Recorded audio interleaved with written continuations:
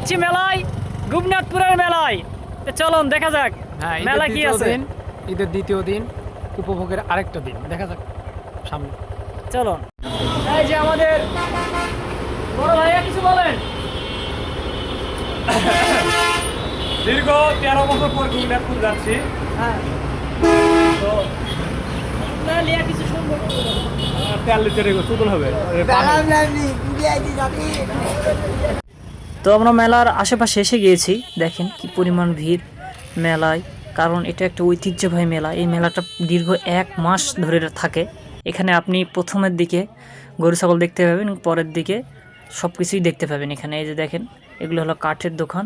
এখানে কাঠের আসবাবপত্র সব কিছুই পাওয়া যায়। এখানে আপনি যা মন চায় আর কি, এই মেলায় আপনি A to Z সব পেয়ে যাবেন।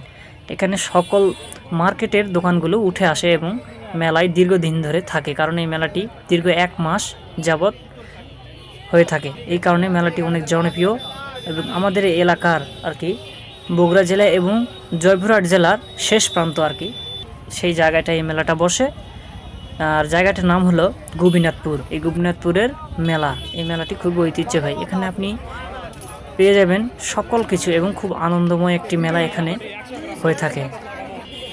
তো আপনাদেরকে মেলা একটু ঘুরিয়ে ঘুরিয়ে দেখায়। এই যে দেখেন, এখানে হলো রাস্তার দুপাশে সারি সারি মিষ্টির দোকান এবং এগুলো মিষ্টির দোকানে বসে থেকে খাওয়ারও সিস্টেম আছে এবং বড় বড় রয়েছে বড় বড় হোটেল।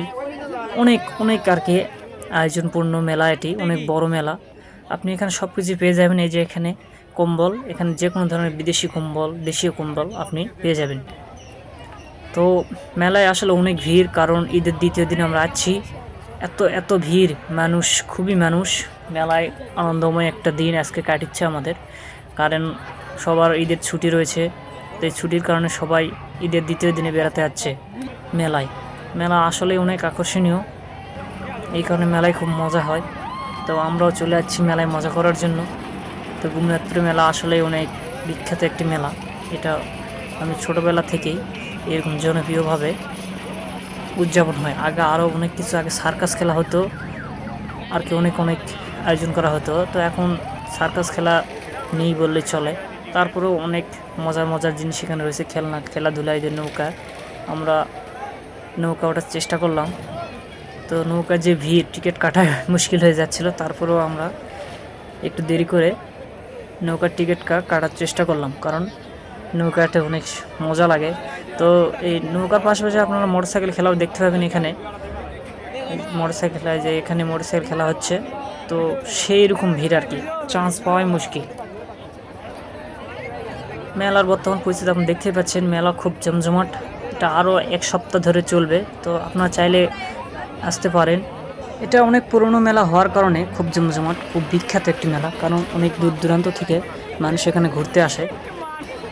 আমরা ছোটোবেলা থেকে এরকম এই মেলাটির গুণগান শুনে আসছি, কারণ ছোটোবেলায় বাবাদের মুখে শুনতাম, দাদাদের মুখে শুনতাম যে এখানে প্রথম দিকে দোল আর কি, দোলযাত্রার উৎসব পালন হয়, তারপরে মেলা নাকি শুরু হয়। এরপরে গরু, মহিষ, সবচেয়ে আকর্ষণীয় জিনিস হলো ঘোড়া। এখানে ঘোড়ার দেখা মেলে, সেই সুন্দর ঘোড়ার দেখা মেলে। তো আপনারা চাইলে মেলার প্রথম দিকে আসতে পারেন এবং এগুলো দেখতে পারেন।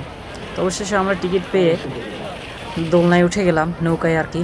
এই দেখেন অনেক উঁচু, এটা আবার 2তলা নৌকা আর কি, অনেক মজা। তো এখানে ম্যাজিক খেলা, অনেক কিছুই আপনারা দেখতে পাবেন এই মেলায়, কারণ মেলাটি অনেক বিশাল। আমরা পুরো একটা মেলা ঘুরতেই পারতেছি না, কারণ সেই একটা ভিড় আর অনেক বড় জায়গা মিলে এই মেলাটি অবস্থিত। তো এই যে আমরা চলে যাচ্ছি, দেখেন খেলনার দোকান আর যাকে বলে চুরিপট্টি আর কি, এদের মেয়েদের কি পরিমাণ ভিড় দেখেন। আমরা ঢোকার কোনো চান্সই পাচ্ছি না, কারণ এই ভিড়ের মধ্যে খুবই ভিড় আর কি। মানুষ খুব কেনাকাটা করতেছে, অন্ধকারও হয়ে গেছে আর কি, মানে কি একটা অবস্থা, খুব ভিড়। তো কম্বল, চুরিপট্টি সব মিলে মেলাটা খুব জমজমাট। তো আপনি চাইলে আপনার স্মৃতি হিসাবে দিয়ে এখানে আপনি নামে লিখে নিতে পারেন। আগের যুগে এগুলো বাড়িতে টাঙানো ছিল। তো এই মেলার আরও একটা আকর্ষণীয় জিনিস হলো বড় বড় মিষ্টি আর কি। এই যে মাছ মিষ্টি দেখেন, শিরায় কীভাবে ভাজতেছে, অনেক সুন্দর। তো এখানে আপনারা সব কিছু পেয়ে যাবেন। এই যে লোহার জিনিসগুলো এখানে পেয়ে যাবেন আপনারা। তো আপনারা চাইলে এই মেলাটিকে আসতে পারেন, আরও 1 সপ্তাহের মতন থাকবে এই মেলাটি, কিংবা 1 সপ্তাহ বেশিও থাকতে পারে। তো আপনারা আসেন, ঘুরে যান, অনেক ভালো লাগবে, কারণ অনেক সুন্দর একটা মেলা, অনেক বড় আর কি, আর অনেক আকর্ষণীয় হয়ে থাকে এই মেলাটি। তো আজকের মতন এই পর্যন্তই। তো ঈদের দ্বিতীয় দিন ভালোই মজা হলো। তো আমার জন্য সবাই দোয়া করবেন, এই বলে শেষ করলাম। আল্লাহ হাফেজ, সবাই ভালো থাকবেন, সুস্থ থাকবেন।